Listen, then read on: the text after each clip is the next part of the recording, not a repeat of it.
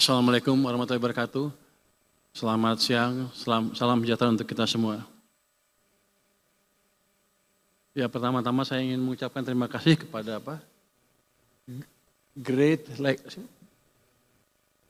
Institute yang telah menghadirkan saya pada siang hari ini. Jadi sebetulnya Pak, Bapak-Bapak, ini kegiatan dibuat untuk mendukung saya menjadi ketua LPS lagi. Kata Bang Saganda, harus promosi lu Pur. Siap.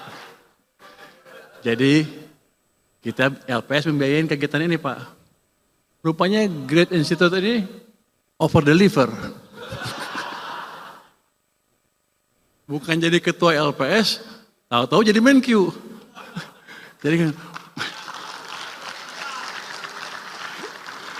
Jadi saya jadi bingung, Bang Saganda gimana ini?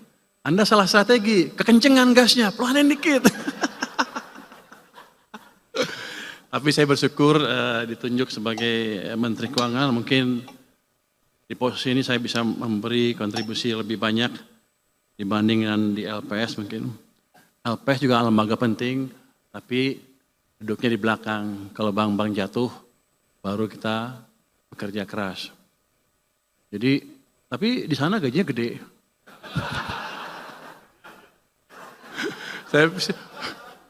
Saya menikmati betul kerja di LPS, 5 tahun, gaji gede, nggak ada bank gede yang bangkrut. Jadi nganggur teh. Bulanan nggak boleh ngomong teh Bu saya Bu ya. Bulanan saya lihat tadi bulan. Jadi waktu dilantik di Kementerian Keuangan, saya tanya ke Sekjen, gaji di sini berapa? Sekian. Waduh, turun Bu. Jadi gengsinya lebih tinggi tapi sepertinya gajinya lebih kecil.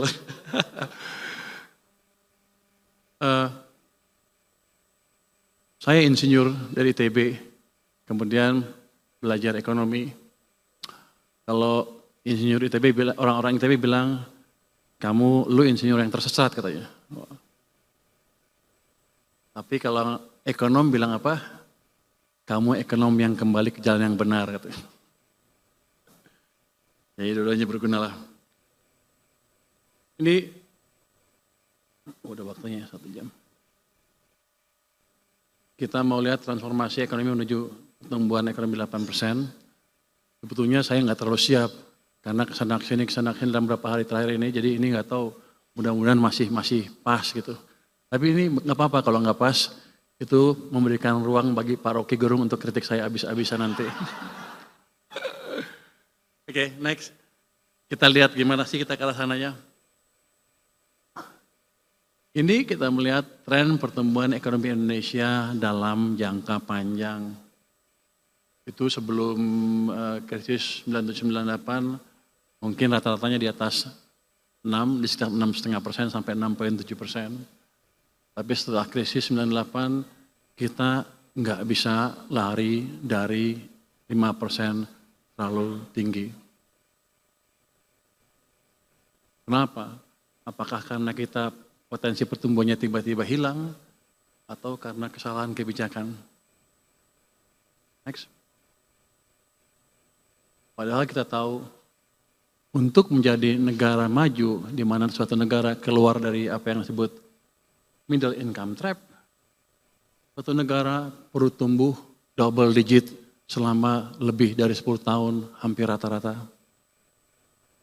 Jadi kalau kita menerima nasib dengan tumbuh 5% aja, udah bagus, ya kita dikutuk akan tetap berada di middle income trap seperti ini. Seperti sekarang, ya kalau lagi senang maju, ini kalau agak susah dikit, misalnya lagi down ekonominya, rakyat susah lagi. Jadi kita nggak akan pernah bisa makmur kalau begitu caranya. Jadi ketika Pak Prabowo bilang kita akan menciptakan pertumbuhan ekonomi 8%, saya senang juga, bagus nih, kita kejar. Nggak gampang, tapi mungkin. Next. Ini kita lihat, saya sebutkan tadi, negara-negara yang mengalami pertumbuhan, yang menjadi negara maju, itu Jepang. Kalau Jepang kan kita tahu sekarang pertumbuhannya rendah sekali, 0,1. Tapi kita lihat di tahun 60-an, tumbuhnya itu double digit. Dalam waktu yang cukup panjang. Selamat datang Pak Misbakun. Pak Misbakun bos saya, sebentar lagi saya menghadap dia di sore hari ini. Jadi saya harus sambut beliau. Yang di sebelah kanan, Korea Selatan sama juga. Double digit selama puluhan tahun. Contoh yang lain, Cina sama juga. Double digit selama 10 tahun lebih. Makanya Cina sekarang sudah mau menyaingi atau menyusul Amerika Serikat. Next. Jadi kalau kita mau menjadi negara maju, kita harus berani menuju menciptakan pertumbuhan ekonomi yang lebih tinggi. Dan senjata kita cukup besar. Kan orang sering bilang, oh globalnya rusak. Nggak apa-apa kalau kata saya. Domestic demand kita itu adalah konsumen ditambah dengan investasi, itu hampir 90% dari kekuatan ekonomi kita. Kalau kita manage itu dengan baik, ya kita bisa tumbuh dengan baik juga. Cuman sayangnya, orang kita sering lupa, domestic demand-nya diganggu oleh kebijakan kita sendiri, sehingga ekonominya nggak bisa lari. Next.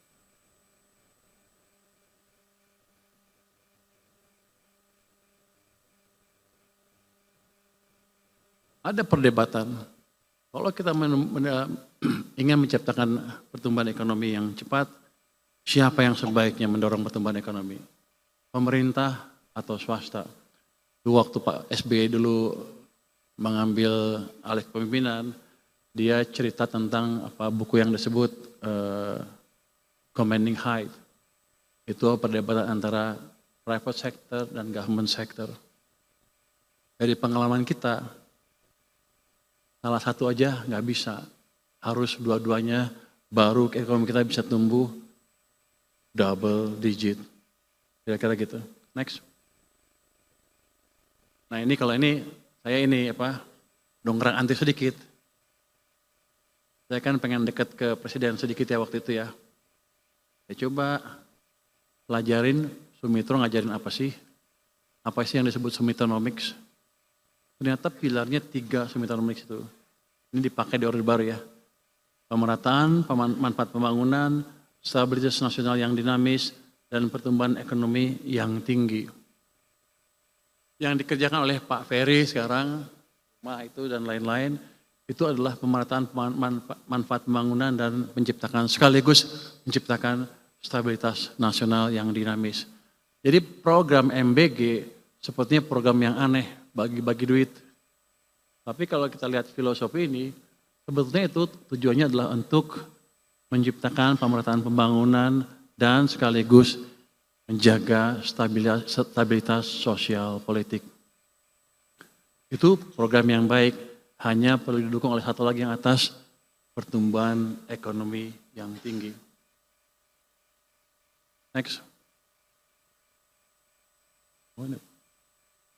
Kita akan cerita bagaimana kita bisa menciptakan pertumbuhan ekonomi yang tinggi. Waktu mulai perang dagang, perang di Rusia, semua orang takut, semua orang tambah lagi perang Israel, semua orang memperkirakan global akan hancur, ekonomi akan hancur. Di dunia di luar sana gelap gulita, kita pun prospeknya akan suram. Indonesia cemas katanya. Waktu IMF mengeluarkan prediksi, wah Indonesia akan turun ekonominya, dunia akan turun. Saya bilang waktu itu ya, kalau sekarang udah nggak boleh ya Menteri Keuangan deh, boleh nggak ya? Boleh kali ya. Ini kan boleh ya, ini kan aktivis semua. Jadi boleh kritik-kritik sedikit. Jadi saya bilang, jangan percaya IMF. Mereka nggak pintar-pintar amat. Saya ditegur tuh, kenapa kamu gaya koboi begitu? Tapi memang saya tahu mereka nggak pintar.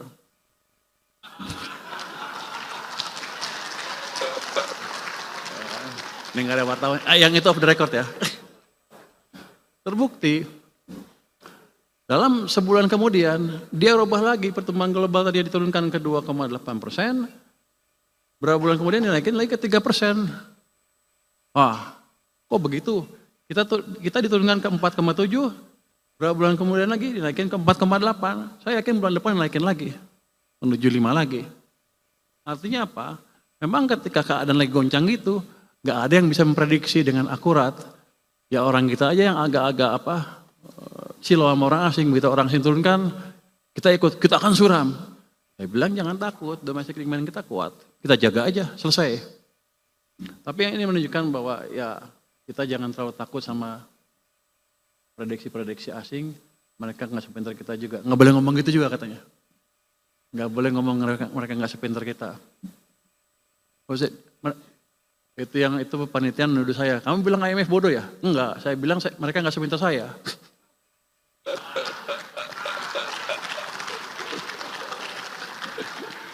Ini nggak ada wartawan kan ya? Next. Nah, untuk melihat gimana sih caranya menciptakan pertumbuhan ekonomi. Saya sengaja keluarkan gambar ini untuk balik ke teori ekonomi.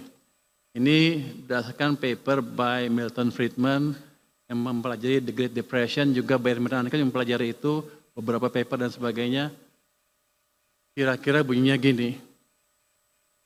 Mereka belajar krisis 1930. Mereka teka-teki pada waktu itu. Kenapa bunga nol ekonomi Amerika masih hancur juga? Harusnya kan jalan. Terus mereka pelajarin. Walaupun bunganya nol, tapi uangnya tumbuhnya negatif. Yang ini M0 atau mereka bilang base money ya. Uangnya tumbuhnya negatif. Ini yang artinya di sistem uangnya kering. Makanya ekonomi hancur. Itu yang menjadi landasan dia mengumumkan teori, katanya kalau Anda lihat kebijakan moneter, jangan dari suku bunga aja. Anda lihat, bahkan dia bilang jangan dari suku bunga. Anda lihat dari laju pertumbuhan uang beredar. Kalau pertumbuhannya kencang, berarti kebijakannya longgar. Kalau pertumbuhannya negatif atau nol, kebijakannya ketat di situ. Itu teori dasar moneter. Tapi banyak orang lupa. Termasuk IMF juga kayaknya. Next. Oh itu nggak boleh ya. Tapi saya yakin IMF juga lupa. Next. Saya diketawain katanya. Ada yang di sosmed bilang, dia taruh rumus-rumus MP sama dengan apa gitu. Oh, inilah rumus teori Friedman yang benar.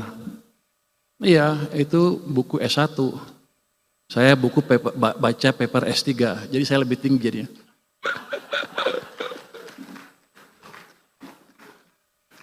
Ini menterinya banyak bercanda ya, biar aja lah. Gimana? Di perekonomian Indonesia. Ini nggak ada pinter ya. Sama. Uang amat berpengaruh kepada kinerja ekonomi kita. Saya tunjukin yang gampang-gampang aja ya.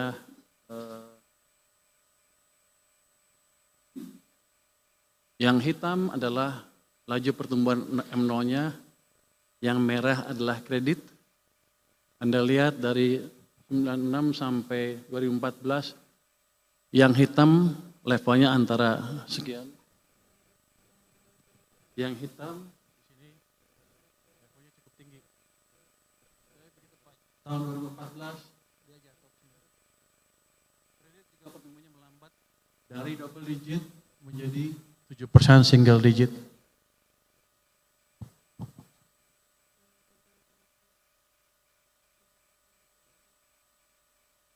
Bahkan sebelum kita COVID kan 2020 nih.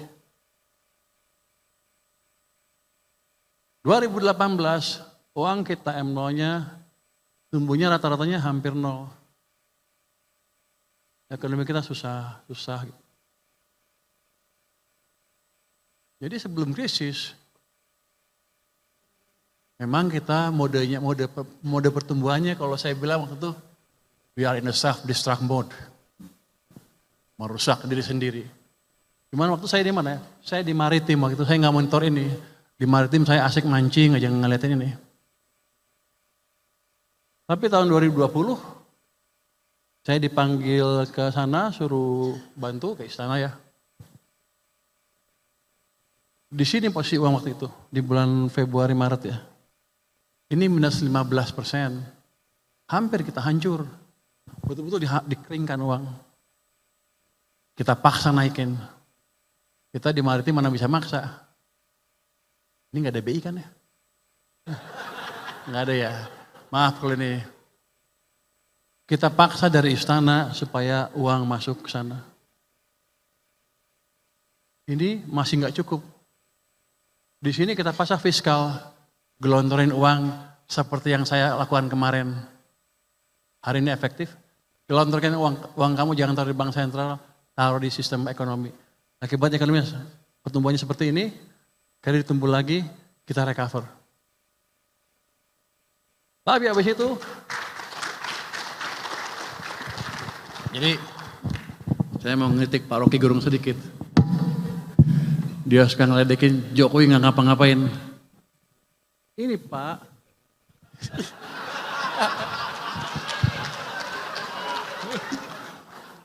Kalau di sana kan dia berkuasa, di sini saya berkuasa. Jadi ini dipaksa intervensi langsung oleh presiden sampai ke sana. Jadi Presiden Jokowi itu berjasa buat kita, walaupun di sampingnya ada saya sih. Tapi setelah itu, nggak lama setelah itu, diturunkan lagi seperti ini. Seret. Ini yang Anda rasakan berapa tahun 2003-2004, pertengahan sampai akhir itu, ekonomi susah lagi. Keluarlah Indonesia suram dan lain-lain. Bukan dari politik, tapi dari ekonomi yang dibunuh penyebab utamanya. Jadi Pak Rocky mungkin sedikit belajar ekonomi lagi Pak. Gue seneng bisa ngedek dia di sini.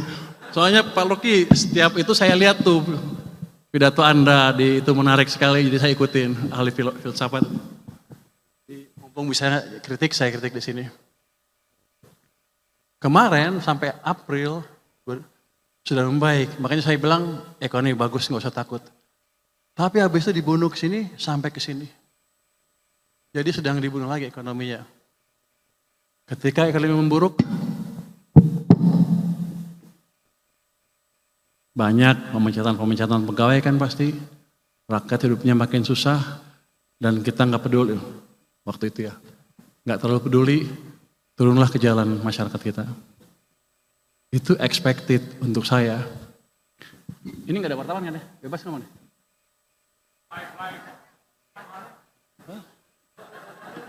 Masa agak aman nih? Aman ya? Media off the record ya. Saya lupa ada Kuto Komis 11. Izin Pak Ketua. Jadi kita sedang dibunuh. Kalau ekonom seperti saya ngelihatnya dia tuh ini jebakan ekonomi. Tinggal tunggu jatuhnya. Kalau nggak cepat-cepat diperbaiki. Waktu itu awal tahun tidak ada yang memberitahu. Saya mau kasih tahu takut. Saya di LPS nggak boleh ngomong begini-begini. Kalau saya sekarang di keuangan boleh lah. Karena kalau LPS tunggu di belakang nggak bisa masuk ke depan. Bulan Februari tahun ini waktu itu Pak Jokowi masih sehat. Saya ke tempatnya Pak Jokowi. Pak Jokowi, ini ekonomi mau hancur bentar lagi. Itu posisinya di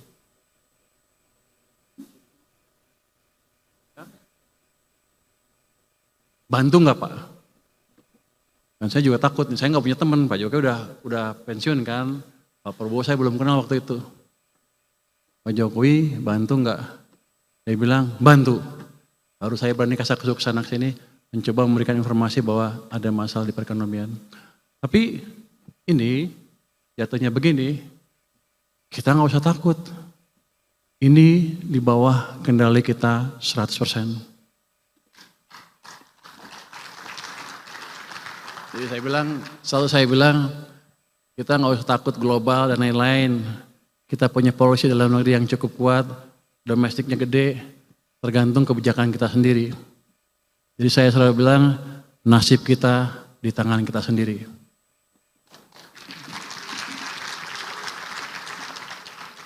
Ini kayak kampanye partai ya. Enggak kira-kira begitu. Next. Nah sekarang kita lihat nih. Kalau menuju 8, gimana sih caranya?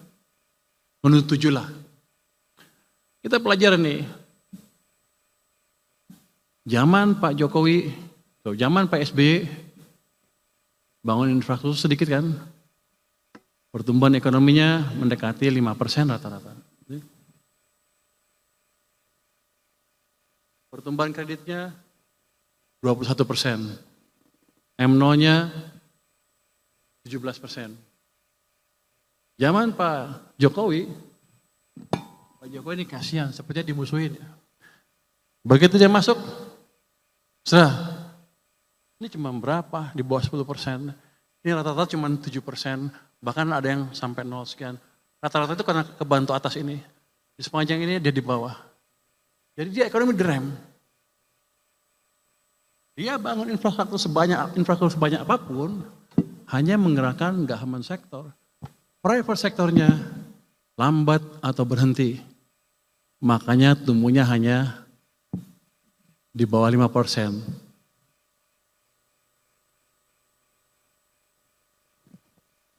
Zaman sekarang, ini dibunuh. Private sektor pasti nggak jalan kalau nggak kita balikin nih. Terus government-nya juga masih baru, belum berjalan dengan cepat. Jadi kalau kita lihat apa? Sebelah sana mesinnya mesin swasta, 90% dari ekonomi. Sebelah sana mesinnya mesin pemerintah yang 10% dari ekonomi. Dalam 20 tahun terakhir ini, mesin ekonomi kita pincang. Satu jalan sana swasta, di sini satu jalan hanya pemerintah. Swasta 6, pemerintah 5. Gimana kalau dua-duanya dijalankan? Base-nya kan 6 kalau swasta. 6 tambah sekian, jadi 6,5%, 6 sampai 6,5%. Enggak susah-susah amat dalam waktu setahun 2 tahun.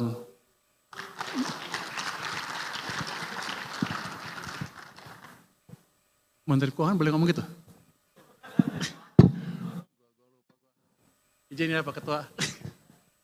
Jadi itu satu modal utama kita. Next. Terus gimana cara mengendalikan uang itu? Next. Ini saya tunjukin aja. Pada zaman Pak SBY, utang turun. Pak Jokowi utang naik, rasio utang ke PDB-nya naik. Karena emang government led, di sana private led. Next. Berikutnya.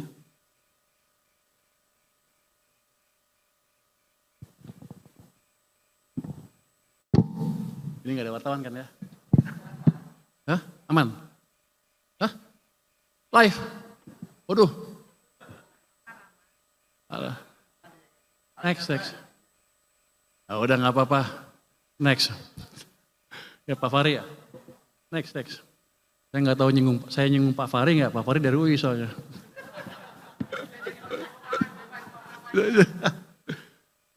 Salah satu yang penyebab kenapa uang itu kering dari sistem seringkali berhubungan dengan kemampuan pemerintah membelanjakan anggaran ya.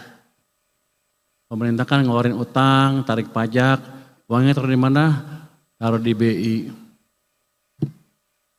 Mereka pikir, oh aman, uang saya aman di sana, bagus. Tapi yang mereka lupa, ini kan ada sistem uangnya. Tarik sini, di sana kering. Ini saya tunjukin, ini uang pemerintah di Bank Sentral tuh naik turun, gede sekali, kadang-kadang sampai hampir 800 triliun. Tanpa mereka sadar karena mereka nggak monitor. Di tahun 2021 saya contohkan ya, waktu uang itu kering, kita paksa uangnya masuk ke sistem di sini. Di bulan Mei 2021, 300 triliun masuk ke sistem, itu yang memulihkan ekonomi. Dan ini manajemennya mungkin kalau untuk saya sih kurang efektif. Kenapa? Ini uang pemerintah di perbankan kadang-kadang bisa sampai 800 triliun di bulan Juni kemarin, 428 di BI, 308 di 394 di bank swasta. Sekarang di bank sentral ada 538 tapi terakhir 428, 425 lah. Kalau itu saya balikin ke sistem, maka ada pertambahan yang disebut M0 atau likuiditas tadi. Itu dosa satu. Next. Berikutnya.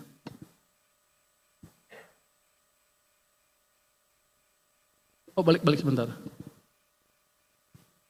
Anda perhatikan di sini. Desember 2024.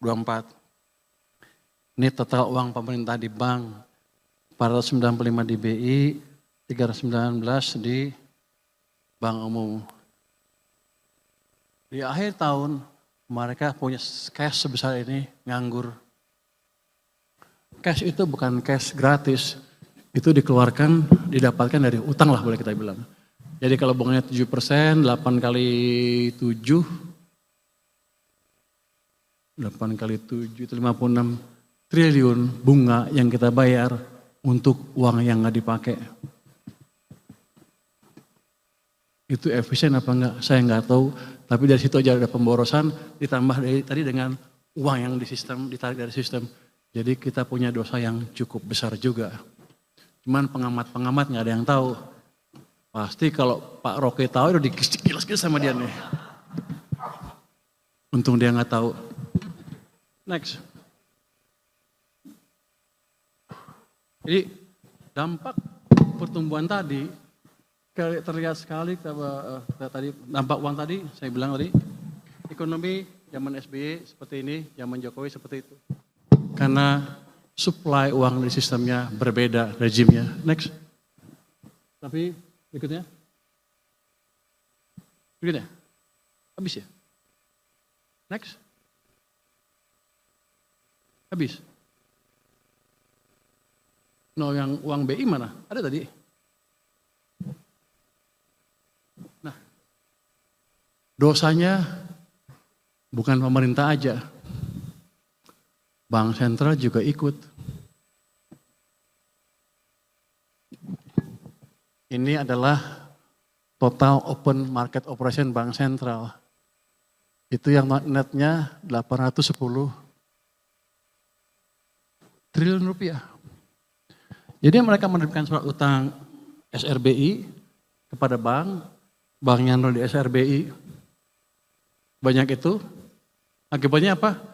Yang di perbankan juga hilang kan uangnya, masuk sana semua.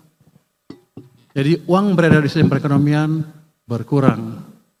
Jadi angka pertumbuhan yang kecil tadi di akhir bulan ini, bulan lalu, 2 bulan lalu, itu karena dua otoritas kita mengeringkan sistem finansial, baik BI maupun keuangan.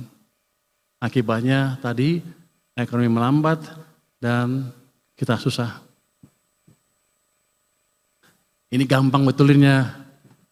Balikin aja, potong 100-200. Saya udah masukin 200, efektif besok. Mungkin BI juga tambah 100 atau lebih. Pertumbuhan uang akan cukup, jadi nggak dibuat tinggi sekali, tapi cukup antara 15-20%. Itu bisa membalikkan arah ekonomi kita.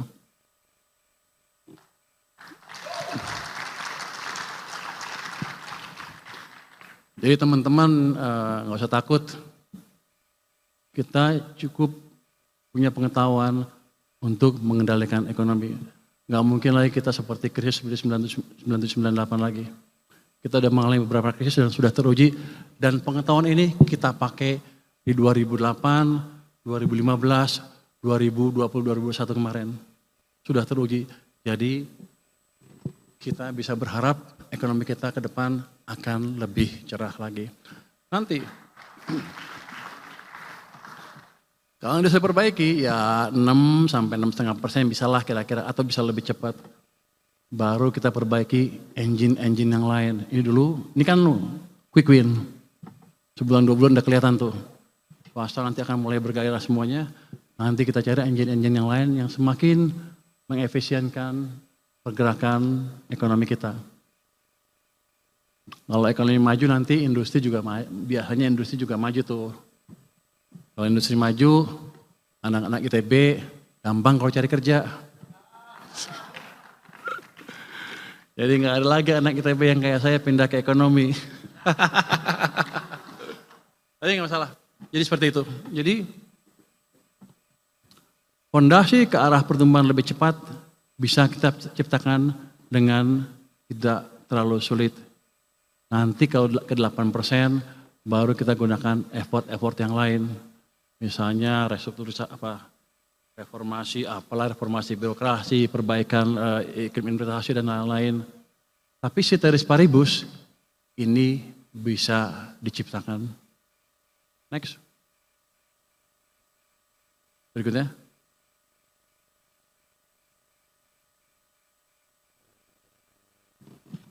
Ini gambaran pasar modal kita. Dia itu mengikuti siklus ekonomi. Ekonomi Indonesia tuh bisa 7 tahun ekspansi, tahun resesi, 7 tahun ekspansi, tahun resesi. Bisa 10 atau lebih. Ini saya tunjukkan di sini. Kita resesi di sini resesi tahun 2000-an, ekspansi, 2008 jatuh sedikit resesi, terus naik, 2021 kemarin resesi juga, kemudian naik lagi. Itu 7-8 tahun, kalau bagus 10 tahun. Let's say kita mulai keluar tahun 2021, kalau siklusnya tetap sama, paling sial kita bisa tumbuh sampai 2028, 2029, tapi kalau siklusnya bisa perpanjang 10 tahun, bisa 2030, 2031, 32. Tapi yang penting ini, di sini, ini IHSG sahamnya. Pada waktu turun di sini, sampai ke resesi sana, IHSG-nya naik dari sekitar berapa nih?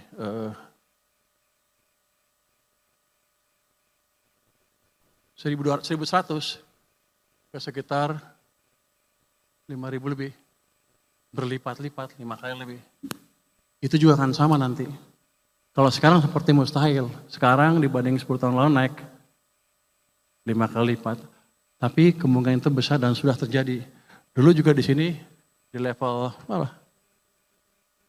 400-an kalau nggak salah. Pas ini diturun di 800, 900. Jadi kalau orang yang suka main saham ya beli saham lah sekarang. Ya Pak Tito ya.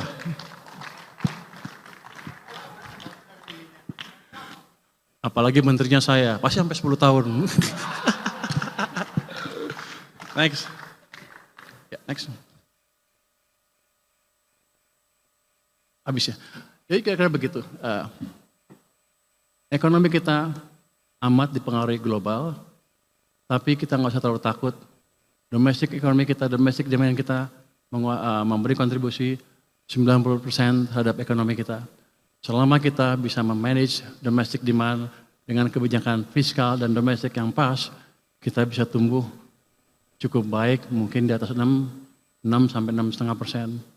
Dengan reformasi sedikit, manufacturing diperbaiki dan lain-lain, 7-8 sudah kelihatan di ujung sana.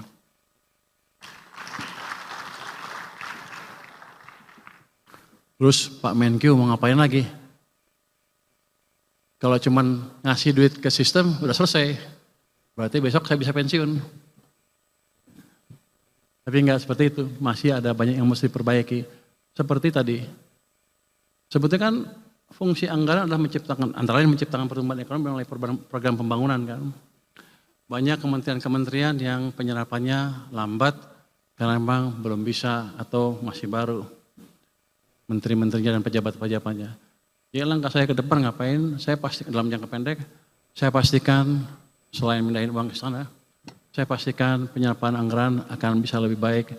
Saya akan set up tim di kantor Menko Keuangan, Menteri Keuangan, lupa. Yang memonitor belanja masing-masing kementerian lembaga, dan kalau kementerian lembaganya nggak bisa, kita akan perbantukan orang kita ke sana supaya bisa lebih cepat menyerap anggaran, supaya dampak pembangunan terhadap ekonomi bisa terlihat lebih cepat.